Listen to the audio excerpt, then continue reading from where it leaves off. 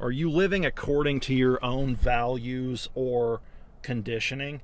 You're probably running someone else's operating system if you're asking that question, and you probably already suspect the answer.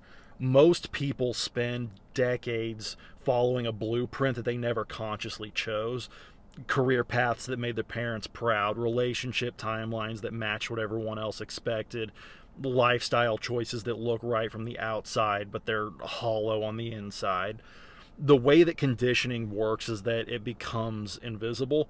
You internalize beliefs so early and so completely that they feel like your own authentic desires, and you think you want the stable corporate job and the impressive title, the conventional markers of success, but what you actually want is the safety and approval that comes from checking off those boxes. You think value comes from being agreeable and accommodating, but what you actually learned was that your needs matter less than keeping peace. Your values are what you'd choose if no one was watching and there were no consequences. Your conditioning is what you choose because you've been taught that deviating from it means you're selfish and irresponsible and that you're a failure. The difference is choice.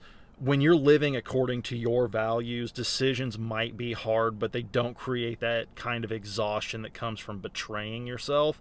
When you're living according to conditioning, you can be objectively successful and still feel like you're suffocating. That's tricky because conditioning doesn't announce itself. It masquerades as common sense, as just being realistic, as what any reasonable person would do. So when you consider doing something that aligns with your actual values but violates your conditioning, it's dangerous and it's wrong.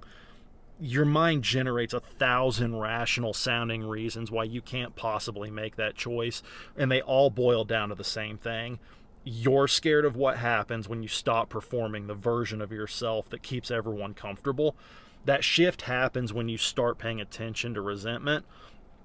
Wherever you feel chronically resentful and bitter and trapped, that's where your conditioning is overriding your values. You resent things you're doing that you don't actually believe in. You don't resent sacrifices that align with what you genuinely care about. So ask yourself, if you could redesign your life with no one else's input, what would change? The gap between your current reality and that answer is the space where conditioning has been making your decisions for you.